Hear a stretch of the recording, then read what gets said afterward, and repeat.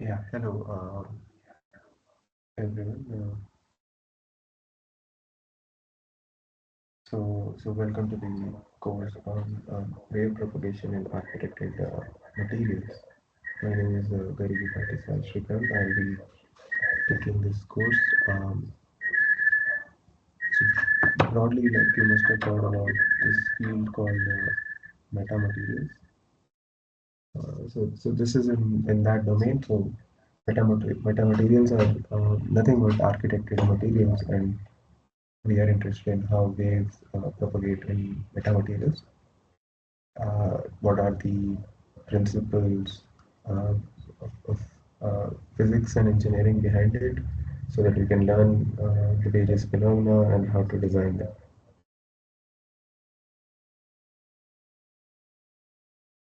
So, so we'll begin with yeah, like uh, architected materials, or we can call them uh, designed materials. So, so we spoke about metamaterials, right? So we have to understand first, like what does the term refer to? Uh, the word meta means something beyond the normal. It's a Greek word, uh, and so the principle behind meta materials is that we will try to use conventional materials, and we will try to bring about some behavior which is conventionally unimagined. So that's what makes it meta, something beyond. It's not that we're using some new material in its own, but we're going to design certain materials, certain known materials in certain ways uh, to get some unique properties out of it. And so very like happening research area. So yeah, so what I was mentioning is that they are designed to present um, new active properties. So what are those new properties? So what are the new properties? So there are various properties. So they are classified into static and dynamic. So although this course will cover most of the dynamic properties, but it would be interesting to just have a look at what static properties could be. So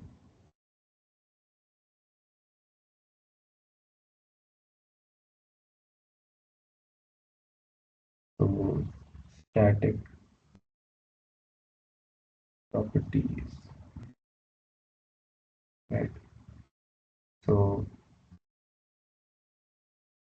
could you call traditional composites such as Kevlar and carbon fiber metamaterials? Hmm. You could say so, but typically they are not considered strictly metamaterials, although you could include them.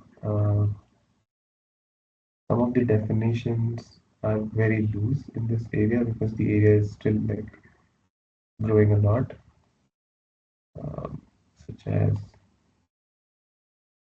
Kevlar, carbon fiber, etc. Okay, and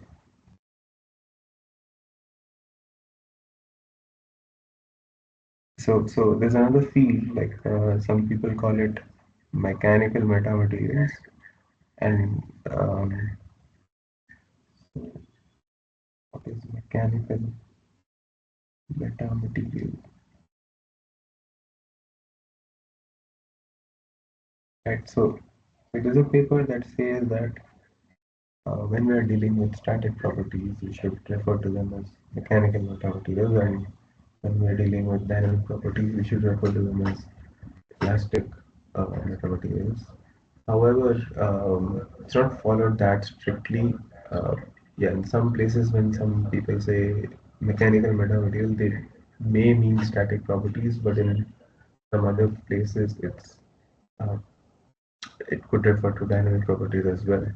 So that's an interesting thing in the field. So what could be the static properties? So I can list two. So there's something called pentamode, and there's something called auxiliary. So what is pentamode is essentially if you have a non-zero bulk modulus, let's say bulk modulus is greater than zero, but you have shear modulus that is uh, zero. So this is essentially a solid that behaves like a liquid because shear is zero. What is auxetic? Auxetic is typically you have Poisson's ratio less than zero, so negative Poisson's ratios. So, so there are various applications for these. Like for example, auxetic metamaterial could be used um, in back mitigation particularly. So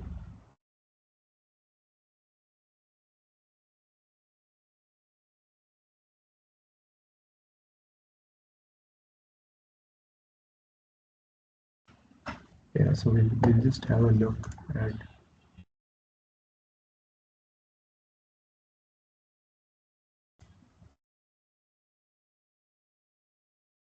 static.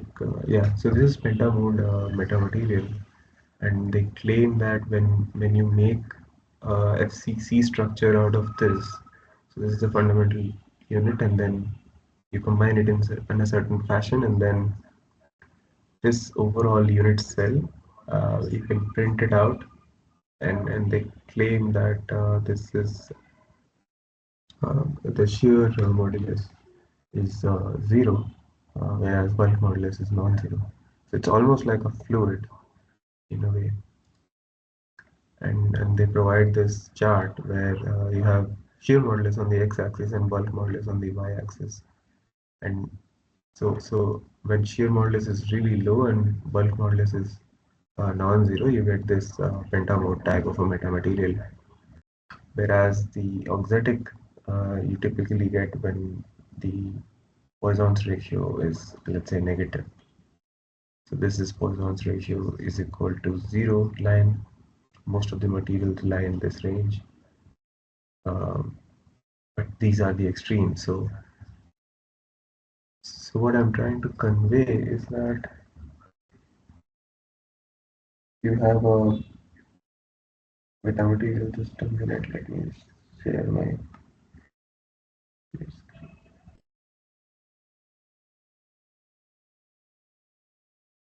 Yeah, if you have a metamaterial, we could really play with engineering properties of materials and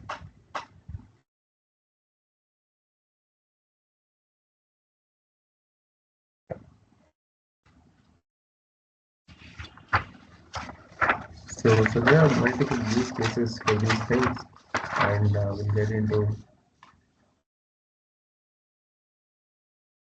yeah. So yeah, we've covered dynamic. Now we'll have a look at what are the sorry, we've covered static, and now we'll have a look at what are the dynamic uh, properties, or we will have a look at the dynamic metamaterials. So dynamic, when we say, we're typically dealing with waves that are propagating through the metamaterial, or we study it in some sort of vibration, some fundamental modes. So, so one thing that previously was noticed is that in the pentamode metamaterial, there was a there was this unit cell which is FCC, and then that unit cell was used to make a crystal. So basically, metamaterial design is sort of bottom up, where you design a unit cell and then you make a crystal out of it, and then the overall crystal behaves in a certain way that you want. So essentially, you just have to design the unit cell. So yeah, these are periodic structures, um, and you could use these in fields. Let's say you could use it in photonics,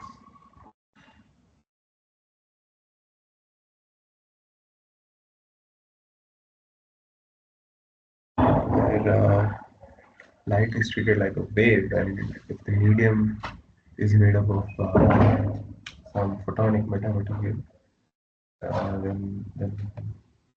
then you can modulate, then you can manipulate that way.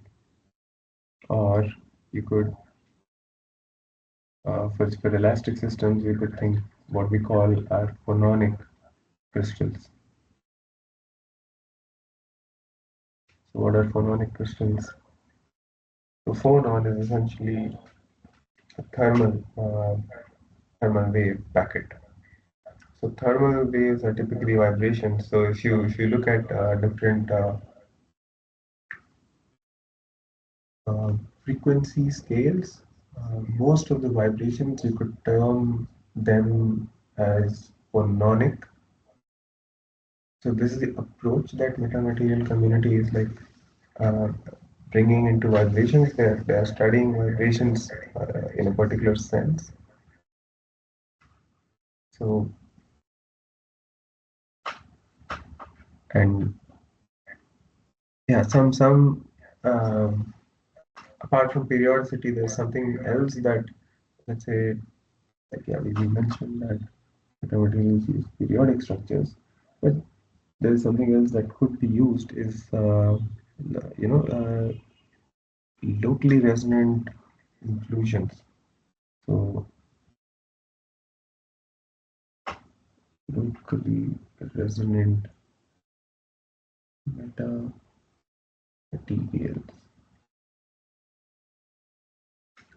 So there are certain examples of it that you can look it up. So one is called split ring resonator, and one is called Helmholtz resonator. So this is useful in photonics for your EM waves, and this is for acoustics. Something to note is that so there are these are the two ingredients, typically periodicity and some local resonant inclusions. These could be used to make metamaterial, but the same principles could be used uh, in various types of waves. For example, we mentioned photonics and phononic crystals. So yeah, EM waves, acoustic waves. So the fundamental wave propagation uh, behavior is uh, similar in a certain way, and they could be related. And one principle, if applied in a particular domain, could be generalized with slight tweaks in other domains. So So that is why uh, propagation in architected materials or designed materials like does not, although it does not speak about which waves we are talking about, we deal with phononic systems or elastic waves, but the principles could theoretically be used in all domains. So, so let's say this locally resonant metamaterial, like a split ring resonator, is used for EM waves, whereas if you have some elastic metamaterial, you would have the medium, and then in that you would have these inclusions. And maybe these inclusions are made of some different material, um, and they have certain resonant frequency on their own. Let's say this is like equivalent to a spring mass resonator. So they'll have a resonating frequency, maybe let's say this is K, this is M. So yeah, something like K by M. So this is just an example. So you could incorporate local resonators inside the metamaterial, and they would give you really amazing, interesting properties, such as if you yeah, right. So another thing is you have local resonators, but what are these properties that I'm really talking about? I'm talking about I'm talking about metamaterial as if it's some homogenized material. Right? That although when I'm dealing with equations, the local resonators they'll come up. They have to be considered. But when we talk of homogenized material, we sort of treat these little details as some sort of a black box, right? So when we do that, when let's say you have a crystal, and then I say that you are homogeni- homogenizing it, then you treat it like some material, right? Some material. And if we study the behavior of this material, and if you find out what are the stiffness modulus values, what are the density values, you'll see that if you can incorporate some metamaterial design principles such as locally resonant metamaterials, you'll see that these stiffness values they can be negative, or this density value can be negative. So,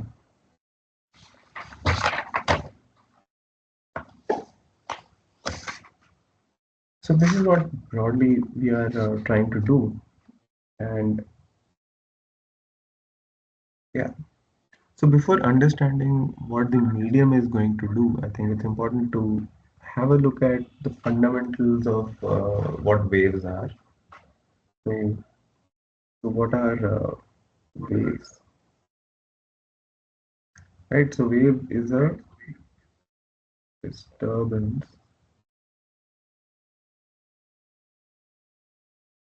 transmitted through space. So it's important that we understand uh, waves appropriately before going into the medium in which it'll be affected. So it's a disturbance that propagates in the space. So, but the, let's say which is carrying the wave itself not transmitted. So I think this is quite fundamental. So let's just look at some important terms.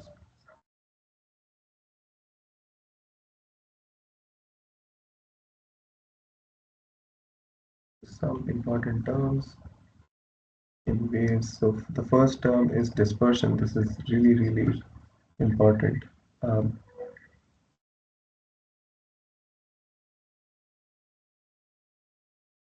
so what is a dispersion? Dispersion, if you think about it, like um, so if you have a medium where wave speed is constant, right? So if you have a medium where wave speed is constant, what will happen is, irrespective of what frequency the propagating wave is of, um, it'll propagate at the same wave speed. However, in dispersion, waves of different frequencies travel at different speeds. So that is really, really crucial in metamaterial design. In fact, if you cannot disperse waves, it's you're not going to get these exotic properties that you're looking at. So waves of different frequencies, or let's say wavelengths.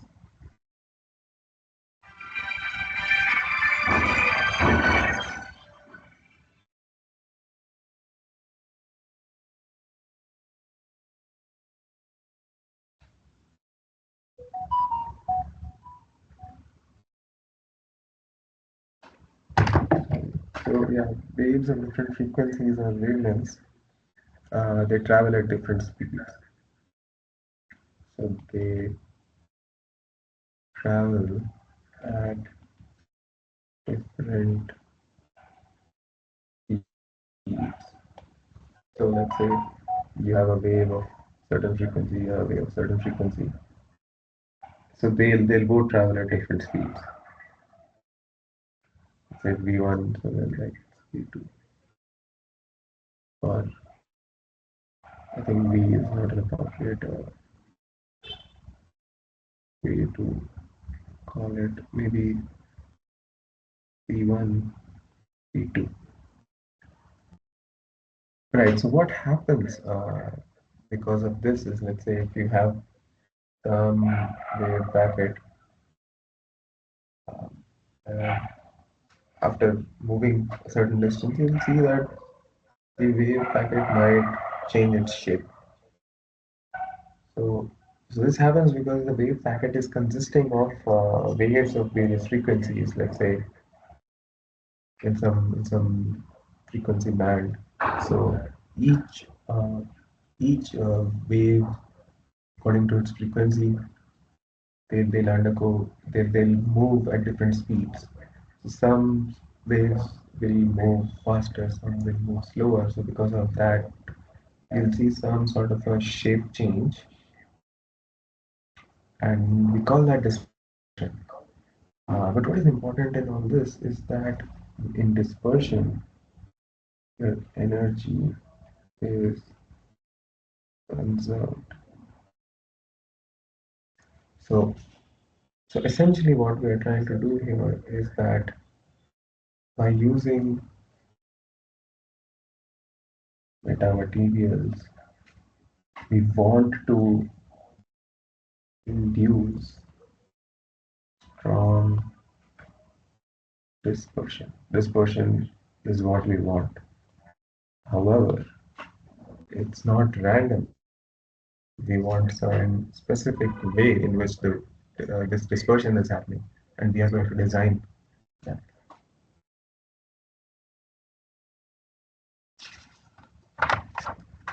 Right. So now that we know what is dispersion, let's have a look at what is dissipation.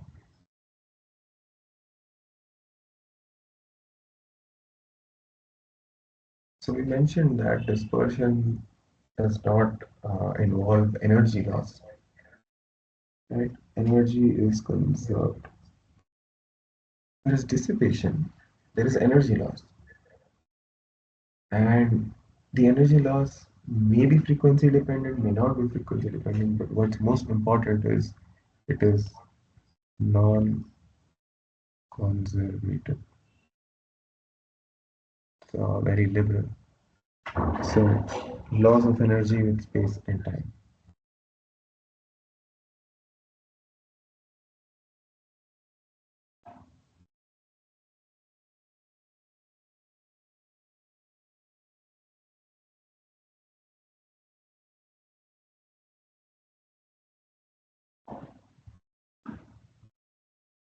Typical damping, things like that.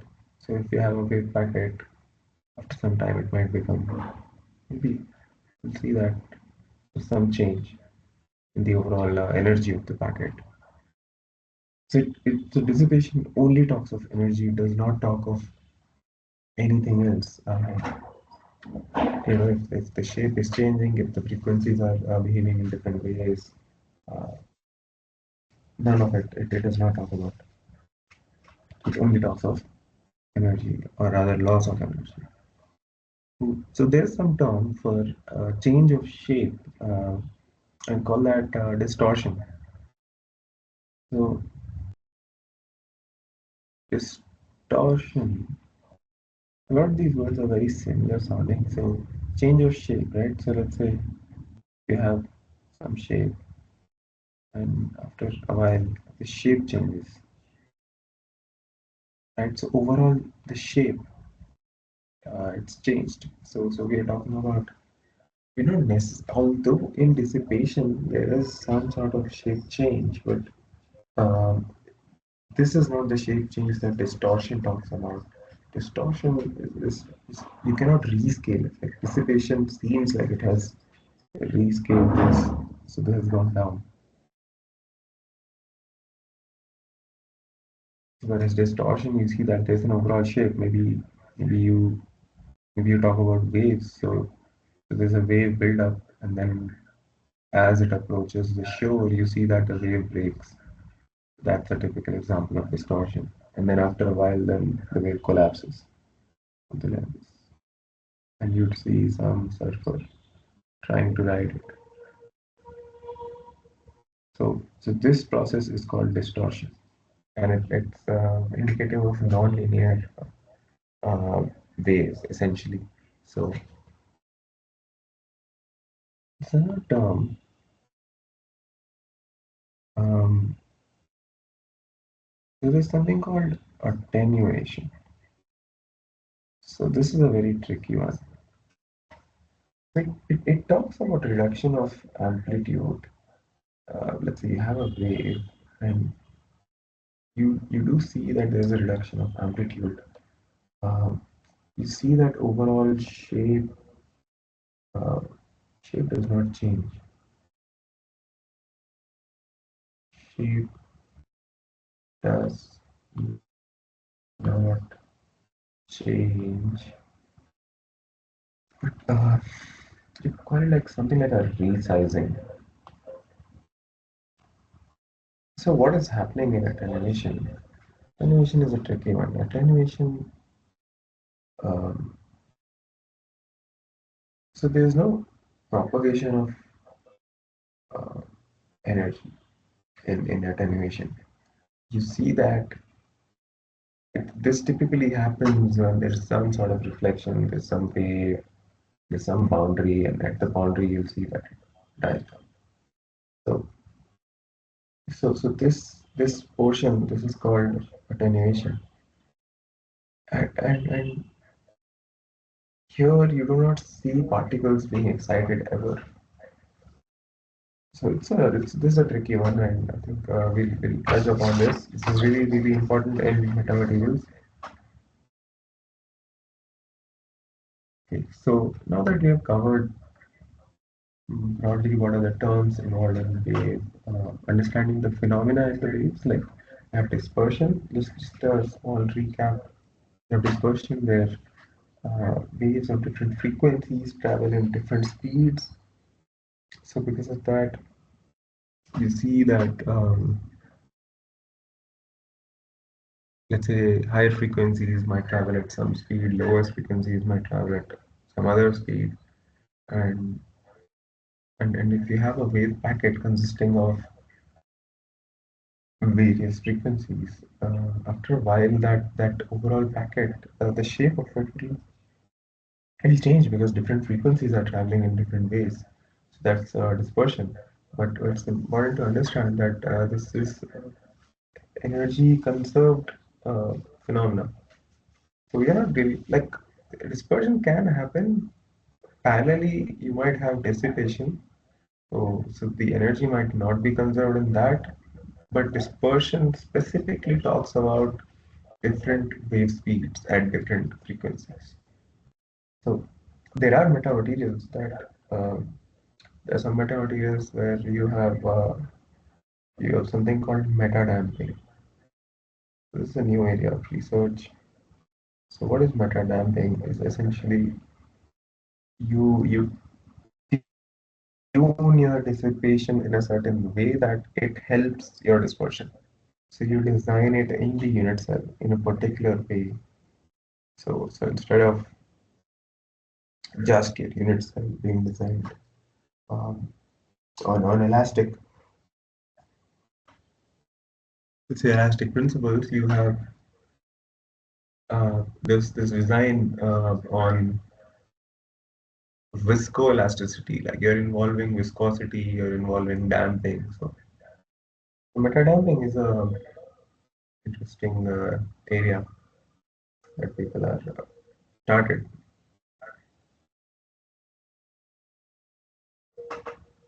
Okay, right. So with the brief introduction into uh, what metamaterials are, what are the various types of static and dynamic metamaterials, and then waves and the broad phenomena that we are going to deal with it. Let's just take one simple example and just to brush up some basics in wave mechanics. So let's take a wave in 1D string, right? So you have a string like this. Let's say maybe it is maybe in realistic examples, maybe you could talk about a guitar string or something like that. So let's say let's consider a string. Right? So we have to make certain assumptions if you want to write the like analyze a section of it and then write the wave equation like how the wave is traveling. So what are the assumptions? So we assume that so we spoke about metamaterials, right? And we spoke about periodicity. So I think here we were talking about periodicity. Whereas in a string you don't see any specific periodicity in the material, like it's just a string. Although if you really zoom in some way at atomic scale, there is discrete nature. But yeah, we are not dealing at that scale, and at this scale, the assumption is that it is uh, continuum. Right? So this is going to be a classic example of a continuum model. A lot of you might have done it, but yeah. So that's what. So let's say uh, right. So you have a string. What can we say about this string? We know that it has to be taut, like in the sense that there should be some tensile force throughout,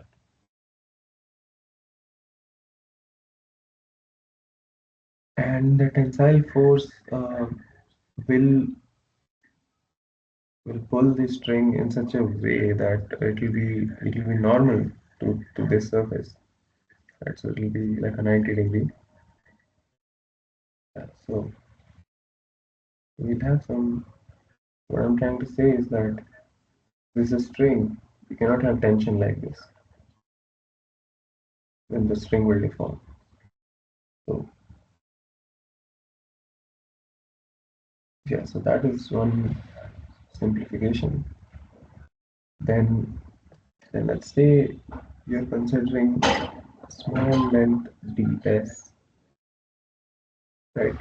Uh, and let's say there is some body force, maybe gravity, maybe something else, q of x comma t, and this is per unit length, right? So this is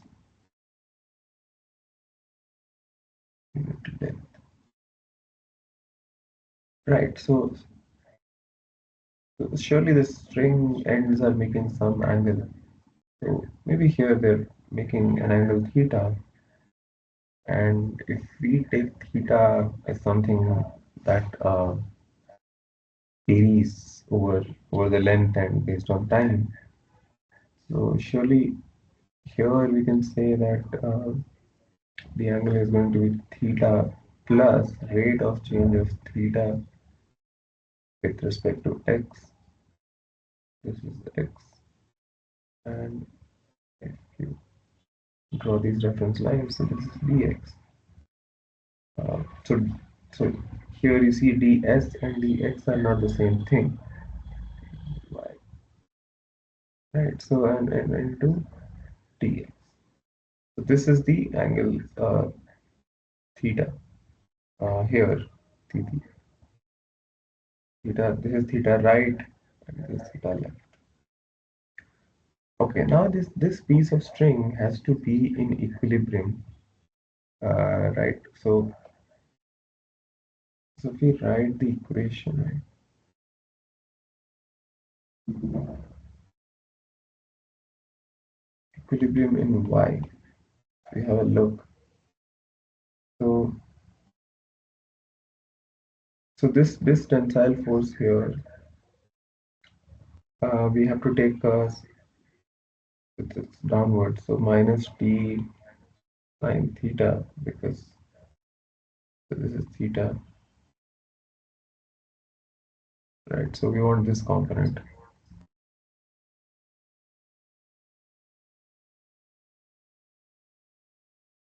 plus t sine. Now we are writing for this one. Sine of what is this angle? Theta plus dou theta by dou x into dx, right? Plus, what is the body force? Body force is upwards, right? So Q will be plus into ds, because it's for unit length and ds is the length of that string element. So now this is the net force. So net force has to be equal to sort of mass into acceleration in y direction. So what is the mass? Mass is just rho into ds. What is the acceleration? Acceleration is, let's say, dou square y by dou t square. But this is just the Newton's second law. Now, to simplify this, let's say assume that the deflections are not very large.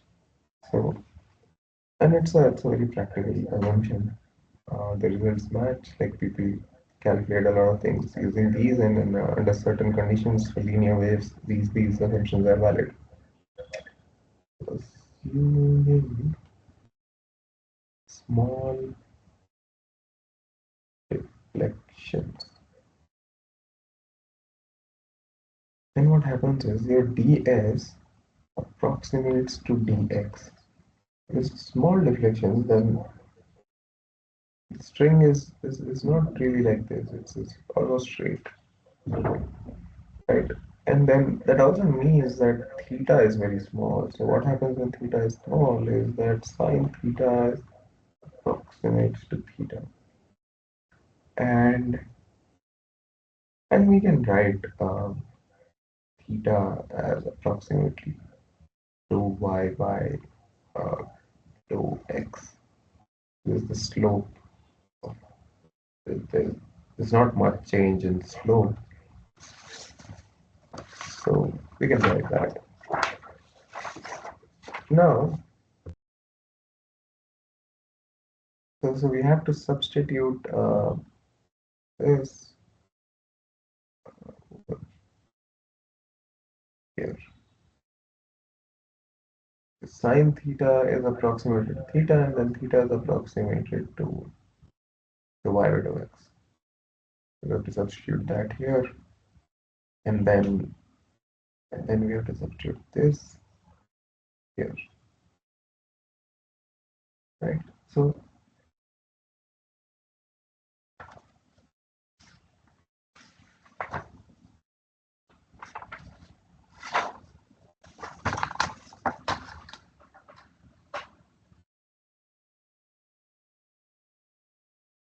then what happens to the equation? The equation becomes t dou theta by dou x into dx plus q dx is equal to rho dx dou square y by dou t square, and we know that this has been substituted with rho square y by dou x square, because theta was dou y by dou x. So dou theta by dou x will be dou square y by dou to x square. That makes this. Uh,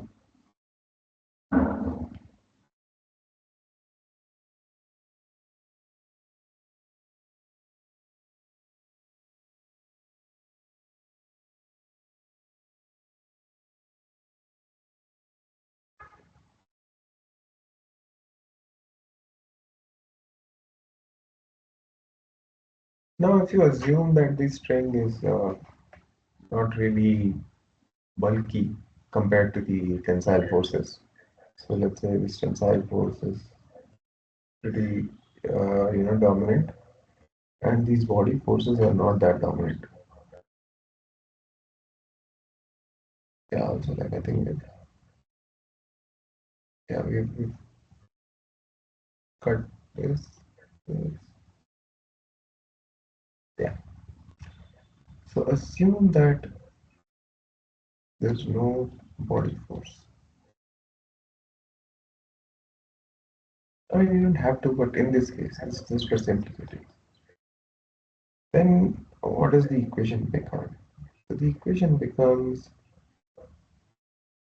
let's say, yeah, another thing. What you could do is you could take this row, this side, right, and then we could say that naught is equal to t by rho the root. So if we assume that, then we can write this as rho square y by dou x square is equal to 1 by c naught square rho square y by dou t square. So this is the standard wave equation. This is the standard wave equation, right? So c naught is the wave speed here in this case. Uh, so So now we have the equation of wave, but we need to solve it, right? So what type of solutions do you think we'll have? So how to solve? Think about it. So you know that y has to be a function of x and t because you have y and it changes based on x and t. And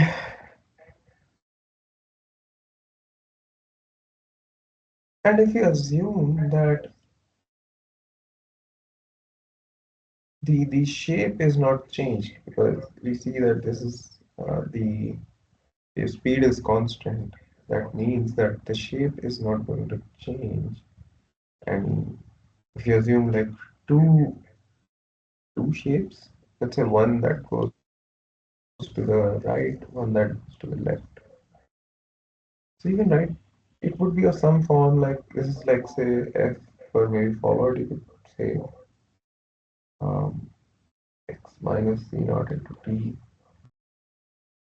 right? Plus there'll be something that goes backward, maybe g of plus c naught into t. So we don't know the shape, but we know that whatever shape it has, you know that shape has to either it will go forward or it will go backward, and it will be a function in this form x minus c naught t or x plus c naught t. What happens if let's say if you want to trace the shape in a certain way, like as time increases, uh, you have to increase x to get the same coordinate for f. And that's why this is forward moving.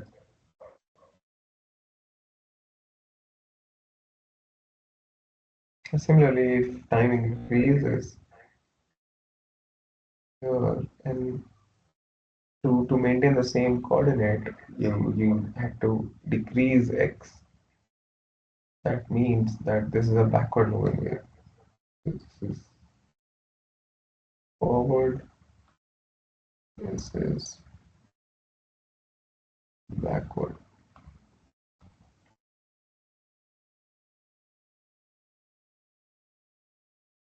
Right. So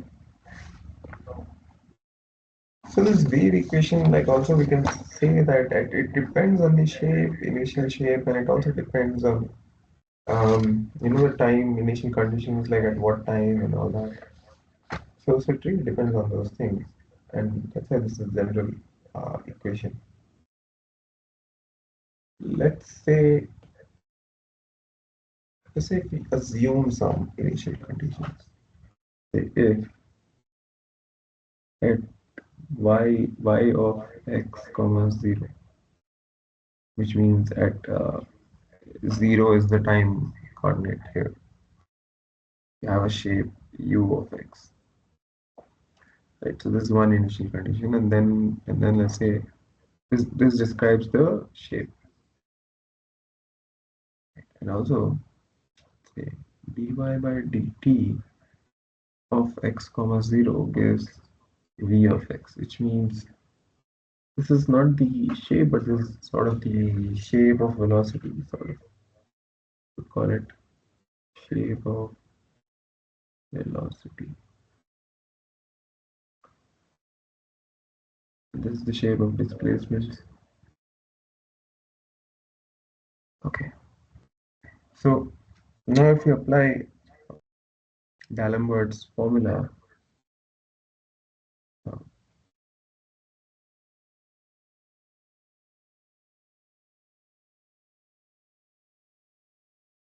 so we know the initial conditions,